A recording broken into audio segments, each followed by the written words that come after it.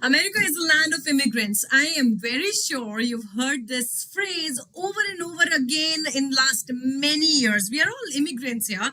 Me in particular, I'm a first-time immigrant here in the land of opportunities. But you've never really heard of high-skilled immigration reforms, or even if you have heard it, it's too far and few in between, right? There's a reason why there haven't been any high-skilled immigration reforms in the last 3 decades. That's 30 years in the United States of America.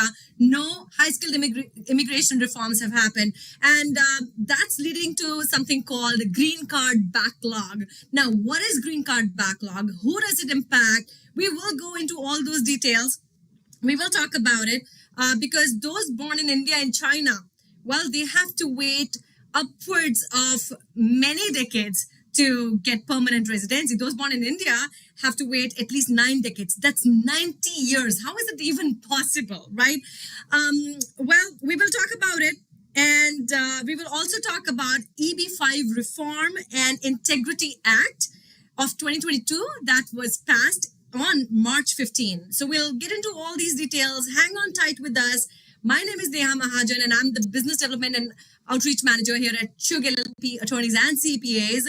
And we are live right now on YouTube, Facebook, and LinkedIn. So if you have any questions for us, please be sure to send them in the comment section. Or if you're watching us live, info@chug.com. That's where you need to send us your questions.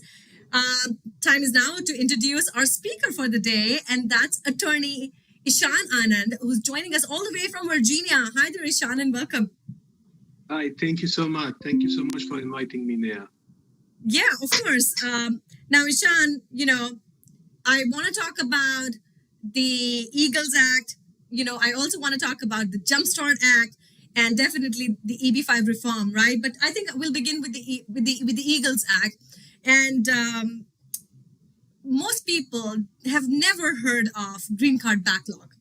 They don't know what is it for a high-skilled immigrant from India and China to be working in the United States of America in today's times, right? So for everybody's benefit and just to kind of create a background for our audience today, can you tell us what green card backlog really is?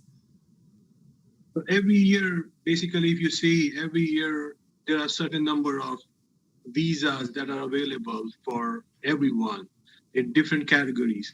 Meaning, if you talk about family category or employment-based category, there are certain numbers of visas that are available to all. And also in those categories, there are different other categories, subcategories, and then there's a cap for those categories also. There's only one category, there's no cap, that is immediate relatives, meaning spouse, children, and parents of a US citizen. There's no cap for that. But for other categories, there are different kinds of caps. So suppose there are certain number of visas that are available, and it's about demand and supply. So supply is there. What about the demand? Let's think about India, China, Mexico, and Philippines. The high demand, like they are high demand for these countries. So the supply is not that much. So if the supply is not that much, demand is high, so it leads to backlogs. There's a line that goes way beyond decades, many decades for Indians and Chinese. Then if suppose there are Germany, France, Italy, so the demand is less, but there is certain number of visas that are available for Germany, Italy, and France. Right. There's no demand, so there's surplus. Right. So, yeah.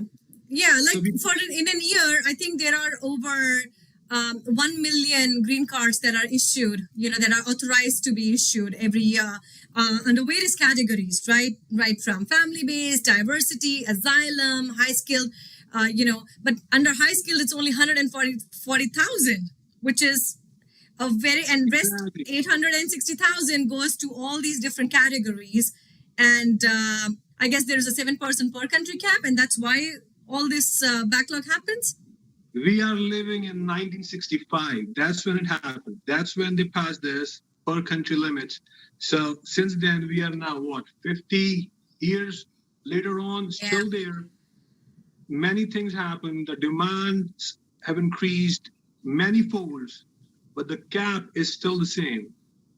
So that's why people are waiting there. We see different cases of people are aging out. The families come from abroad with the children, and then they are stuck in the backlogs, and their children are aging out. And then once the child is over 21, out of status.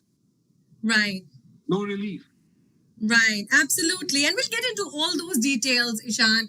And I guess most impacted are people on H-1B visa, their spouses and their kids, really, who are impacted by this entire green card backlog. And specifically from India and China, right, like you rightly said, there's a huge demand, the supply isn't much. And on top of it, having archaic rules when it comes to immigrations, it doesn't really help anybody, right? Especially not the companies. I mean, those laws and rules are not really helping U.S. economy in any way. So, in the past, many bills have been proposed. For the past 10 years at least, I've been noticing every year there is some immigration reform act or the other.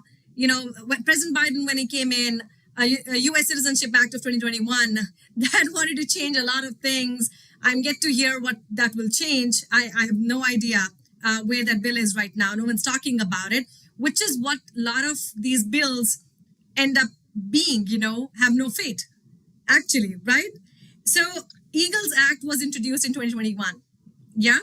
So let's talk about Eagles Act. That's the most new act that I know of that's been, that's been introduced along with Jumpstart Act. So let's talk about Eagles Act. And what do you think? What's happening with that? So let's go back. So you said there are many bills. So one thing for sure that you see intent, right? There is an intent. They know there's a problem. As law originates with an idea, so they know they have an idea that there's a problem. The backlog is a huge problem, and they see that problem during pandemic. When there was spillover, as I said, if there is no demand, then there will be a spillover. If you see 2020, there was a spillover from family-based green cards to employment-based, and then the dates moved forward, right? So there was a spillover, not the backlog. So backlog got reduced because of the spillover. So same thing, if you see now these people, they know the Congress, they know that there's a problem, that people are aging out and we have no relief. So the advocacy groups are going forwards and then filing complaints and talking to the members of their, Senate, Congress. Now about the Eagles, I call it a relief bill, basically fairness relief bill. Now the thing is, what it will do, it will first of all recapture the unused green cards from 1990s. It happened before in 2002. They actually recaptured many of them, but even then, there are like around 400,000 visas that are unused many years. So they are trying to recapture that if this bill gets passed.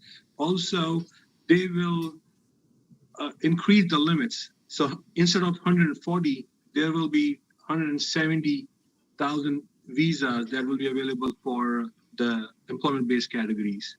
Right, and these are the people who are already there in the country, by the way. They are in the country, they're already part of the country. They're already living here, working here. Their lives have been settled here. The kids are studying in the same school system here. And so it's not like we are increasing immigration in any form. It's really just putting these people on path to citizenship. Right now, there's no clear pathway. I would say we are eliminating the bias against them. Yeah. In the Chinese, if you see Chinese, even after investing more than $1 million, they are waiting for 10 years to get their dates current in investor's visa. Meaning, suppose I invest $1 million today thinking I will get a green card from America, and I cannot even file for a green card for the next 10 years after investing. Somebody from Nepal can invest $1 million and get a green card, like file concurrently tomorrow. And you rightfully called it the Fairness Act. That's why, It's Yeah, first come, exactly. first serve. It's not like being discriminatory against one country versus another. Yeah, it's like you're on an express lane. Everybody has the same easy pass, or going through the toll booth, right? And everybody has that easy pass on them. And some are allowed to go because they were born in certain country, and some are not allowed to go because they're like, hey, get in another line. You will not be allowed because you were born in India, China, Mexico, and Philippines. Sure. So it gives equal access. Yes. Yeah.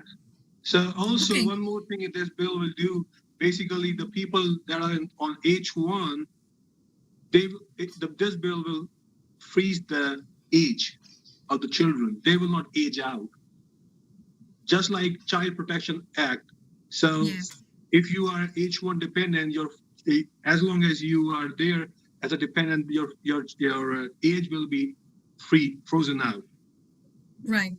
And the kids will not age out. Now, what do you think will happen with this bill, Ishan? We are in April 2022. April's ending. Today is 28th. Right? I don't see any movement on this bill. What's going on? What do you think is going to happen?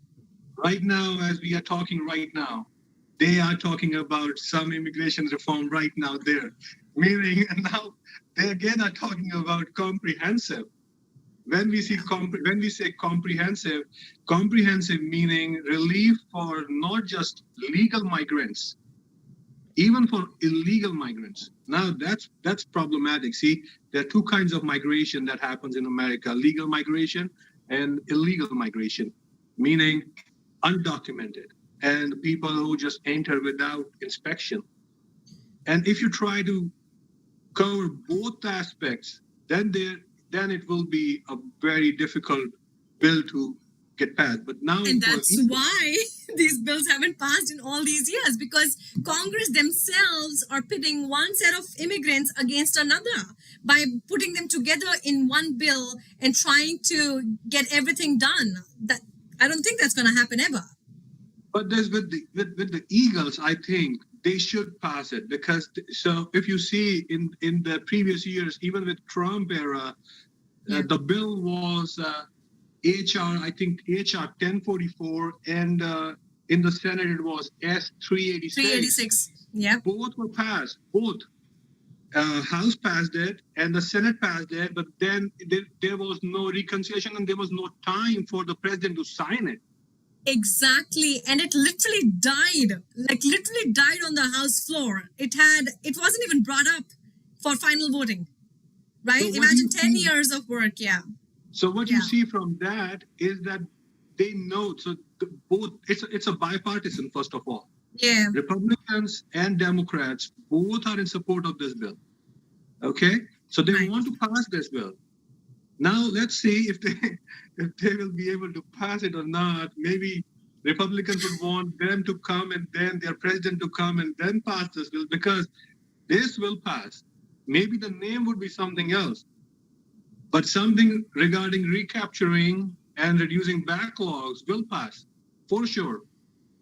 So I want to talk to you about unused visas and all this recapture. I looked at the numbers. There are 419,000 unused visas. I mean, how are they unused when there's so much demand? How are these getting unused? Where are these numbers coming from? So last year they said they will not waste visa numbers, but they wasted around 200,000 visa numbers. Yeah. Now it happens for many reasons: bureaucratic errors, agency errors. Sometimes they don't want to issue it. So again, from the visa numbers that are allocated, no country can get more than the cap. No matter if India has, the backlog and all those things, they will not issue those visas. And if the visa is not issued, it will just go back and then it's a waste. So unused, I would say. And that's happening for past many years. 2002 is when they used much of it, but then again, it's happening. Right. Ishan, we're already 15 minutes into our discussion today, and this is a topic very close to my heart and yours. I know that. I see that energy happening today.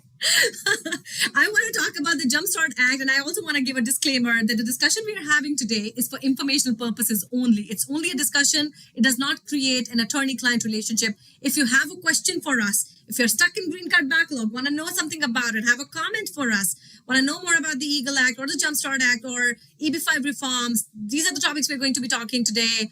Feel free to send us a message in the comment section or write to us info@chug.com. That's info at chugh.com. So very quickly, Sean, in a very brief description, if you can give me about Jumpstart Act. Now, this was also introduced by Rep. Zoe Lofgren this year in April 2022. If passed, is it similar to Eagles Act? Because that was also introduced by her. Is it similar to that? Is it different? Like, what's the purpose of introducing two bills, similar bills? So basically, these bills are not new. These are the extracts from the previous bill that they introduced. They did not create something new. But the thing is, the person who introduced this bill is very influential person. I am not sure about the Jumpstart, but the Eagles may pass. I don't know. So why I'm saying Jumpstart is because there's one problem with the Jumpstart. It again talks about DACA, and that's controversial. Many people are against DACA, many. And then so if it includes DACA, it says it will freezes the age for the documented DACA. That's one thing. Everything is same. The DACA provision is a new provision in the Jumpstart, and then there's provision for supplemental fee and then get a green card. Meaning, if your I-140 is approved and it's and you are waiting for 2 years, you can pay a supplemental fee, and then even if the visa number is not available to you, you can pay a fee and then get a visa number to you and then file for a green card. That's a good thing. But the DACA provision, I am a little bit skeptical about it. Yeah, and I am skeptical about paying an extra fee. Something that can be changed by a rule, a passing of a bill from Congress. It shouldn't be a liability of the immigrant to be paying extra fee for something that has been approved by Congress. You would be surprised to know if today, even if this increased this amount, the supplemental fee amount, even if they double the amount, you will be surprised to see Indians would be paying this fee just without even thinking, just pay this fee and get the green card because they're suffering. Exactly. Yeah, that's I agree with you, but not everybody can afford that, and it shouldn't be. Well, we'll have differences on that. Okay, so coming to the next question. But you see, you cannot deny the fact. But Indians, if you see the household Indian income, and Indians are here, they are highly skilled. We are not talking about anybody. Yes. H-1Bs and all those Indians that they come here, they are highly skilled. They are high-paying jobs and all those things. So they can pay these things and get the green card and just settle down. Because see, they cannot even settle down. They cannot even buy houses on their own. That's want true. To do that. For years together, not for like 3-4 years or 5 years. This is for decades we are talking about. Exactly. We're not talking about a few years, right? Now, you mentioned about DACA, right? And everybody has heard of DACA because it just gets so much talked about in media, on Congress floors, and everywhere, right? You hear about DACA. But one thing that you've not heard of is documented dreamers. Now, if Eagles Act passes, and I have high hopes, if it passes, what does it do for documented dreamers, for kids who were babies when they came here and they're now 21, they have aged out, they no longer can be on their parents' visa, and they have to file for either their own visa and get stuck like their parents did, or go back to their country of birth. Like they literally have to self-deport themselves. So same thing, the Jumpstart would freezes out their age, basically. They will not age out. Until once they find something else, they can apply, but they will not age out if Jumpstart passes. So that's one thing I'm thinking. If Jumpstart will not go anywhere, the reason would be this one, the DACA thing. Because there are many people in Congress that they don't support DACA. Many people say DACA was not even legal when came into place. So it's a controversial topic. And I want to avoid this topic, like talking about it right now on this platform. But yes, it's just, yeah. Yeah. Yeah, no, I understand that. Now, what do you think is going to happen to both these bills? I know you're very optimistic about it. Do you think both these bills will pass? And if they do, will they clear the backlog that everybody's in from India and China, especially? Not both, maybe eagles. And if not, even if not eagles, then there will be something else. But something will pass very soon, within the next 2 to 3 years. Something will be there. And yes, the backlogs will be reduced. It has to. You cannot just, you know, you cannot just stay in 1965 or 1990. Last time they did it in 1990. This backlog stuff is 1965. We are carrying from 1965. Didn't do anything for them. It has to. Yeah. Yeah. Well, Attorney Ishan Anand has spoken, and he thinks that the Eagles Act will pass and the green card backlog will end. I hope that happens. Really. Now, I'm saying coming.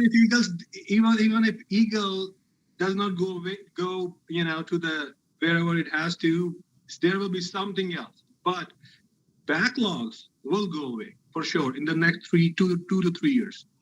I really hope that happens. That will make life so much easy for so many people who are high skilled immigrants contributing so much to the US economy. I mean, come to think about it, the entire US economy at this time is actually built on the backbones of high skilled immigrants, of immigrants of all kind, yes, but especially high skilled immigrants. Take any big company and see who's working on in C level. You'll get the answer. Yeah. Coming to EB5 Reform and Integrity Act of 2022, right? Now, EB5 visa is an investment-based visa, and there was some official guidance that came by from USCIS. So I guess for all the entrepreneurs that are tuned in today, Attorney Ishan, if you could tell us in brief what this, what does the guidance look like, and what should they expect? So basically, I'll go in the. So let me just explain this in there are three basic steps for EB5. Number one, finding a qualifying business, investment opportunity, making a qualifying investment in that business, and then creating qualifying jobs, US jobs. So if we talk about the business, there can be direct investment in the business where you can choose your own business, whatever you want to do, and make qualifying investment, which is for direct investment, it's $1 million and some change, 50,000. Or you can choose an already existing regional center, which is designated by USCIS. They have done all the due diligence and everything. It's already been set up. And then you make a qualifying investment in that regional center. And if you make a regional center investment, the qualifying investment is $800,000. And then for regional centers, the qualifying employment, US employment, is direct and indirect, meaning you can use both. But in direct investments, where you choose your own business, you have to show only direct investments. That's like payroll. And then now we talk about qualifying employees, the employment. That could be US citizen, green card holders, asylees, refugees, or deferred action that they have their work permits, not H-1Bs, meaning immigrant-based people who are there, not non-immigrants. Like H1 is a non-immigrant visa, so that doesn't qualify under this criteria. So if you do that, if you make a qualifying investment in a qualifying entity, and if you create qualifying employments, you can file for your green card. Now with the new bill, earlier you would have to just file a petition, and then once the petition is approved, then only you could file the green card. Now in the new bill, you can file concurrently, meaning you can, if you are qualified, meaning you follow these three steps, then you can file the investor petition with the green card. Now, the benefit of this is the moment you file your green card petition, you are authorized to stay in the US. And then with the green card petition, we file employment authorization and travel document, meaning you are authorized to stay. And once you have your travel document and your work permit, you're authorized to work, you're authorized to travel wherever you want. So that's very good.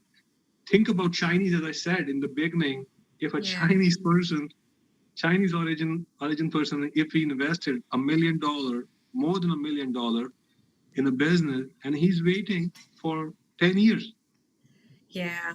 Guess what? There was a backlog there too. Even after having made the investment, there was a backlog for many countries, right? So I'm glad that this reform has passed.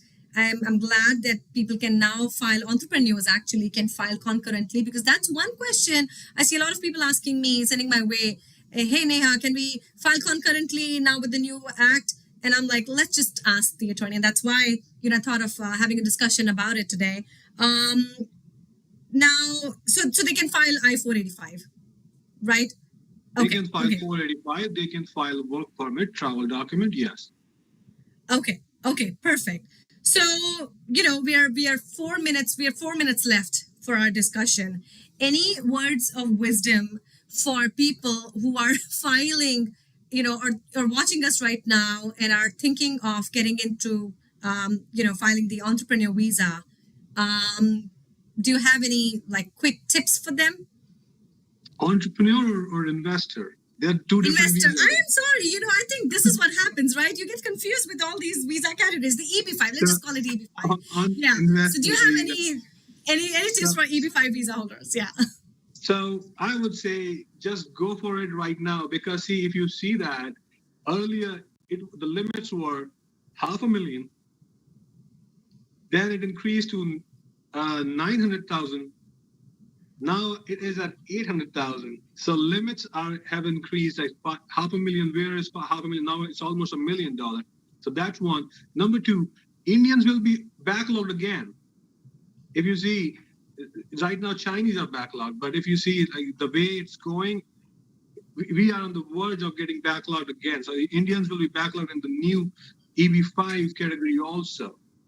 I don't know about the new, if they pass something also like for this bill also, but Indians will be backlogged, same way as Chinese are right now.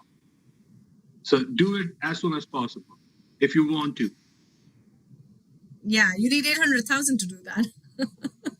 It's not easy.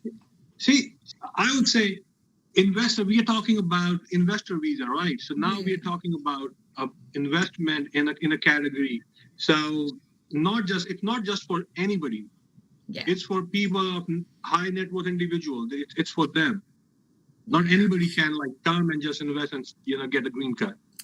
Yes, absolutely. But you know what? A lot of people who are here already on high skilled immigrant, non-immigrant visa, the H-1B, they try to find their way around, right? They want to get the green card and make themselves permanent residents here. I mean, that's what Congress authorized for them back in 1990, but that's clearly not happening, and they look for ways.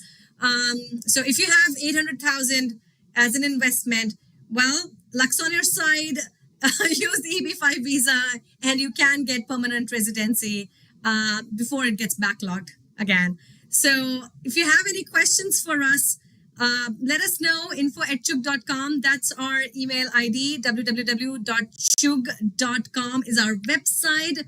I want to thank you for joining us today for today's discussion. I had a lot of fun talking about this topic that I'm very passionate about, the whole green card backlog. And I hope you had, you had some fun too, listening to all the knowledge that Attorney Ishan Anand had to share with all of us. Until next time, I want to thank you, and I want to thank you, Attorney Ishan, for joining us today. We will come back with another topic. If you have any suggestions for us, right, if you want us to talk about a particular topic, please send us an email, info@chug.com, and I'll be happy to, bring that topic in one of our discussions in one of our upcoming discussions. See you next week. Stay well. Bye.